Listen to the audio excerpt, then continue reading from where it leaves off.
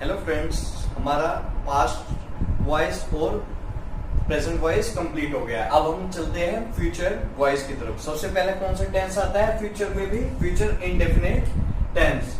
तो अब इसकी पहचान क्या होगी? हिंदी सेंटेंसेस में हम सबका करते हैं, पहचान क्या होगी?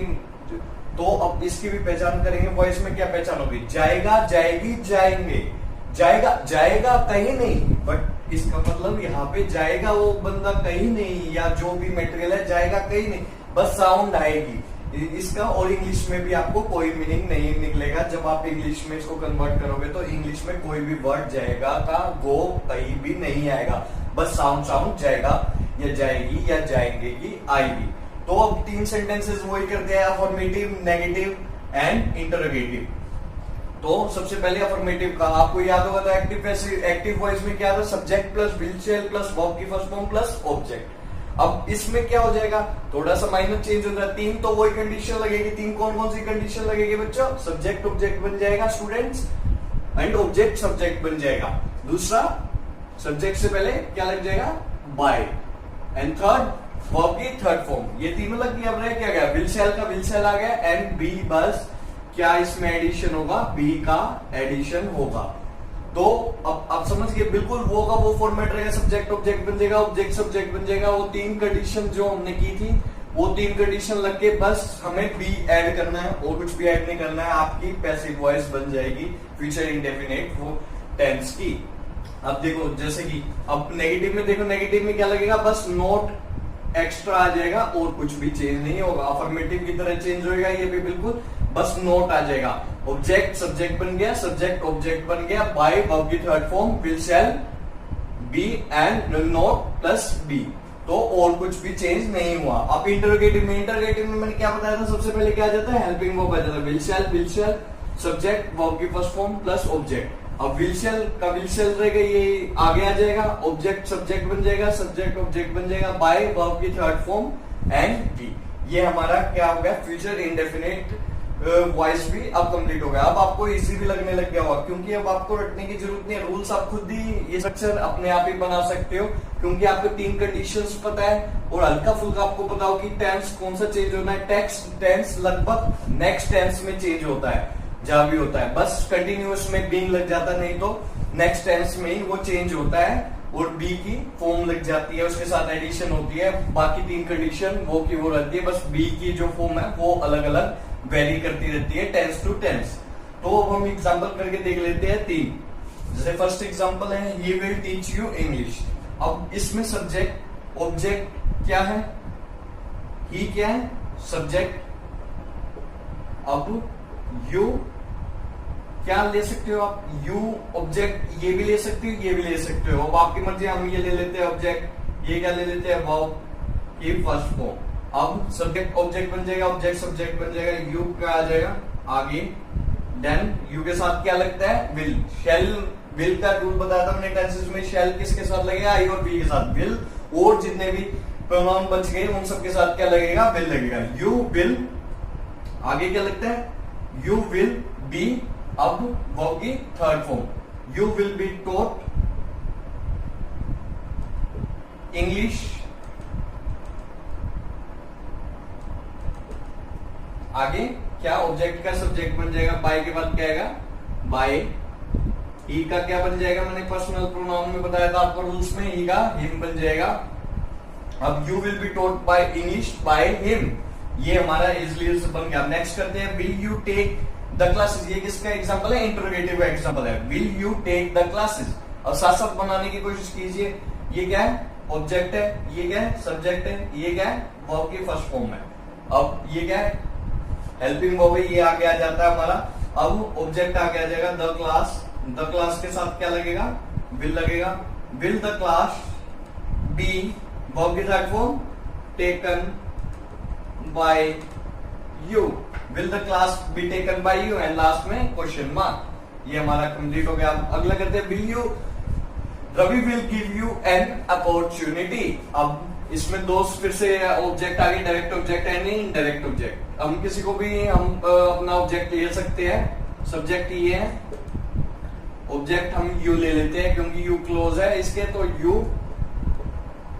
विल बी, गिव की, give, given, you will be given, आगे एन अपॉर्चुनिटी, आगे क्या रह गया अब हमारा बाय, सब्जेक्ट तो रह गए by Ravi, you will be given an opportunity by Ravi.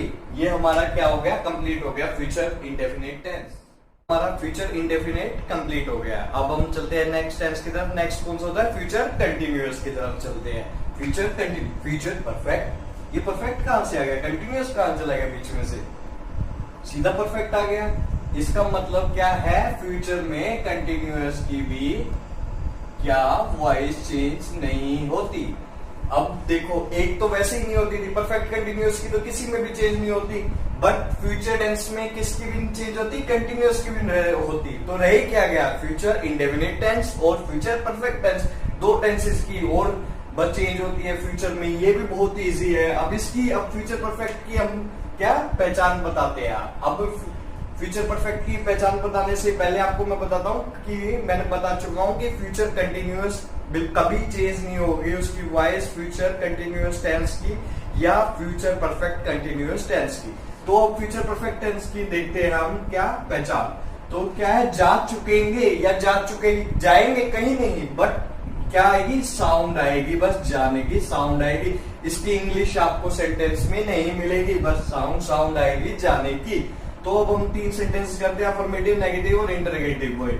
तो एक्टिव में क्या रूल होता है आपको याद हो क्या, परफेक्ट का सबका क्या रूल होता है, subject will shall plus have लगता है वर्ब की third form and then object. अब इसमें क्या हो जाएगा, ऑब्जेक्ट सब्जेक्ट बन जाएगा, सब्जेक्ट ऑब्जेक्ट बन जाएगा, देन बाय लग जाएगा वर्ब की थर्ड फॉर्म एंड विल शैल का विल शैल नहीं रहेगा, हैव का हैव रहेगा और बीन लग जाएगा। तो आपको याद हो तो हमने किसमें, प्रेजेंट में भी यही किया था। प्रेजेंट में भी क्या ऐड हुआ था, बीन ऐड हुआ था और क्या ऐड हुई थी, तीन कंडीशंस। तीन कंडीशंस कौन सी बता रखी है मैंने, सभी उसमें यूज होगी तीन कंडीशन, सब्जेक्ट ऑब्जेक्ट बन जाएगा, वर्ब की थर्ड फॉर्म एंड बाय। तो उसके साथ बस क्या ऐड हुआ है, बीन ऐड हुआ है। पास्ट परफेक्ट टेंस में भी बीन ऐड हुआ था हैड के साथ, आपको याद हो तो प्रेजेंट में भी, प्रेजेंट परफेक्ट में भी क्या ये ऐड हुआ था, बीन ऐड हुआ था हैज हैव के साथ। और फ्यूचर में भी क्या हो रहा है, बीन ऐड हो रहा है, बस और सारा स्ट्रक्चर सेम की सेम है। अब नेगेटिव में भी क्या होगा, बस नोट लग जाएगा, बाकी ऑब्जेक्ट का सब्जेक्ट, सब्जेक्ट का object, will shall not have been और बाकी का वैसा का वैसा। अब इंटरोगेटिव में भी कैसा रहेगा, इंटरोगेटिव में भी सबसे पहले क्या आ जाता है, helping verb, will shall plus subject plus have been plus verb की थर्ड फॉर्म प्लस ऑब्जेक्ट। ये एक्टिव का था हमारा, याद हो तो आपको। अब हमारा पैसिव में क्या होगा, विल शैल वो फिर से आगे आ जाएगा, देन सब्जेक्ट का ऑब्जेक्ट बन जाएगा एंड ऑब्जेक्ट का सब्जेक्ट बन जाएगा। देन सब्जेक्ट से पहले क्या आता है, बाय आता है, उससे पहले क्या आता है, वर्ब की थर्ड फॉर्म आती है, उससे पहले क्या आएगा, हैव बीन, और उससे पहले कुछ भी नहीं आएगा क्योंकि इंटरोगेटिव है तो विल शैल आगे चला गया है। तो हमारा ये स्ट्रक्चर होगा। दो एग्जांपल लेके करके देख लेते हैं हम एक बार, तो आपको और क्लियर हो जाएगा। वी क्या है, सब्जेक्ट है, द ऑफर क्या है, ऑब्जेक्ट है, शैल नॉट एक्सेप्टेड क्या है, वर्ब है। अब ऑब्जेक्ट पहले सब्जेक्ट बनाओ, सब्जेक्ट ऑब्जेक्ट बनाओ, बाकी काम हम बाद में करेंगे। द ऑफर, वी का क्या बन जाएगा पीछे, पर्सनल अस, पर्सनल प्रोनाउन का वी का बाय अस हमने लगा दिया। अब एक्सेप्टेड, क्योंकि ये क्या है, परफेक्ट टेंस है, परफेक्ट टेंस में ऑलरेडी क्या होती है, वर्ब की थर्ड फॉर्म यूज होती है, तो एक्सेप्टेड का एक्सेप्टेड ही रहेगा।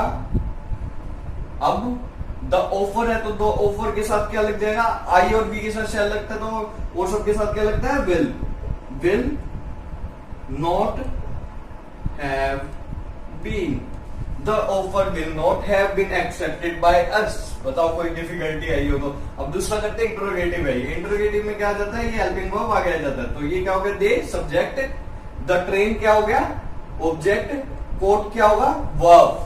अब सब्जेक्ट आगे आ जाएगा, ऑब्जेक्ट पीछे चला जाएगा और वर्ब की थर्ड फॉर्म तो थर्ड फॉर्म ही रहेगी। अब विल, द ट्रेन आगे आ गया, ट्रेन के साथ क्या लगेगा, विल ही लगेगा, विल द ट्रेन। अब आगे क्या लगेगा, will the train have been and verb की थर्ड फॉर्म, तो थर्ड फॉर्म तो पहले ही है, पोर्ट। अब आगे क्या लगता है, by and then subject they का क्या बन जाएगा, them, will the train have been caught by them. क्या क्या ट्रेन पकड़ी जा चुकी है, इसका मतलब क्या ट्रेन पकड़ी जा चुकी है उनके द्वारा। तो अब जा चुकी है, जाने की कहा इंग्लिश है, गो की कहीं भी हमारे सेंटेंस में इंग्लिश नहीं आएगी। ऑफर एक्सेप्टेड किया जा चुका है उनके द्वारा, तो हमारे द्वारा, तो हमारे द्वारा ऑफर एक्सेप्टेड किया जा चुका है। पर जा चुका है, जा की इंग्लिश आपको कहीं भी नहीं मिलेगी, तो ये इसका मतलब पैसिव वॉइस है। और एक इसकी अलग से और पहचाना टेंस के उसमें देख सकते हो, तो क्या यूज करके हमने हैव बीन। तो हैव बीन के साथ कभी भी वर्ब की थर्ड फॉर्म नहीं आती। अगर हैव बीन के साथ वर्ब की थर्ड फॉर्म लगी है, यहाँ पे भी लगी है जैसे कि, तो इसका मतलब ये सीधा पैसिव वॉइस है। ये हमारा फ्यूचर परफेक्ट टेंस भी और इसी के साथ वॉइस भी कंप्लीट हो गया है। इसी के साथ हमारी वॉइस भी कंप्लीट हो गया है। अब हम देखते हैं हमने क्या क्या पढ़ा। शुरुआत में हमने क्या पढ़ा था, इंग्लिश बोली कैसे जाती है। मैंने किस वे में बताई थी कि सेंटेंसेस की वे में बोली जाती है इंग्लिश। एक सेंटेंस मैं बोलूंगा, रिवर्ट में कुछ बोलोगे आप, तो वो कन्वर्सेशन को क्या बोलेंगे हम कि we are speaking in English. तो अब इंग्लिश किस में बोली जाती है, सेंटेंसेस में। तो सेंटेंसेस मैंने दो आपको बताए थे, दो तरह के होते हैं। एक होता है कि जिसमें काम किया जाता है, दूसरा होता है जिसमें काम नहीं होता, काम का पता नहीं लगता है। तो पहले वाले सेंटेंसेस होते हैं जिसमें टेंसेस लगते हैं, जिसमें क्या पता लगता है कि कितने टाइम में हुआ है और कितना काम हुआ है, तो उसमें लगते हैं टेंसेस। तो टेंसेस के हमने रूल किए थे पहले पुरानी वीडियोस में, और अब हमने एक्टिव वॉइस पैसिव वॉइस के भी रूल किए हैं। तो टेंसेस काफी नहीं रहते हैं बात को बताने के लिए, क्योंकि और किसी भी तरीके से हम अपनी बातें व्यक्त करें जाते हैं, तो उसके लिए हम क्या यूज करते हैं, उसके लिए हम यूज करते हैं वॉइस। अब वॉइस भी दो तरह की हो सकती है, आप एक्टिवली बोल सकते हो या पैसिवली बोल सकते हो। तो एक्टिवली बोलोगे तो एक्टिवली में क्या होगा, एक्टिवली सब्जेक्ट पे फोकस करेगा, जो कि हमने टेंसेस की वीडियोस में सब कुछ किया है, उसमें टेंसेस के रूल लगेंगे सारे। अगर पैसिवली बोलेगा तो पैसिवली में क्या लगेगा, पैसिवली में लगेगा वॉइस के रूल, सारे वॉइस के रूल जो हमने किए हैं, पास्ट के रूल्स किए हैं, प्रेजेंट टेंस के रूल्स किए, प्रेजेंट वॉइस के और फ्यूचर के अभी हमने किए हैं। तो ये हमारा वॉइस। और हमने क्या पढ़ा है, और कॉन्सेप्ट्स भी पढ़े हैं, जैसे कि क्या होगा, पर्सनल प्रोनाउन का कॉन्सेप्ट पढ़ा है। इसी बीच में हमने पर्सनल प्रोनाउन जैसे आई, वी, दे, तो किस में चेंज हो जाएंगे, अगर ऑब्जेक्ट की तरह यूज होंगे तो वो चेंज हो जाएंगे, किसमें, अस, सेम, हर, ऐसे कहते हैं, वो चेंज हो जाएंगे। ये हमने पढ़ा है। और क्या पढ़ा है हमने, और कौन सा कॉन्सेप्ट पढ़ा है जो मैं भूल रहा हूँ। और कॉन्सेप्ट पढ़ा था हमने कि ऑब्जेक्ट का होना जरूरी है, सब्जेक्ट हो या ना हो जरूरी नहीं है, ऑब्जेक्ट का होना जरूरी है पैसिव वॉइस में कन्वर्ट करने के लिए। वो क्या पढ़े थे हमने, ट्रांजिटिव और इंट्रांजिटिव वर्ब्स का कॉन्सेप्ट पढ़ा था। और बस अब हमने इतना ही कंप्लीट कर लिया है, और थैंक्स। बस ये सारे हमने कॉन्सेप्ट पढ़े थे, और ये आप सही से पढ़ना, और कोई भी प्रॉब्लम हो तो आप कमेंट करके बोल सकते हो। Thanks for the watching.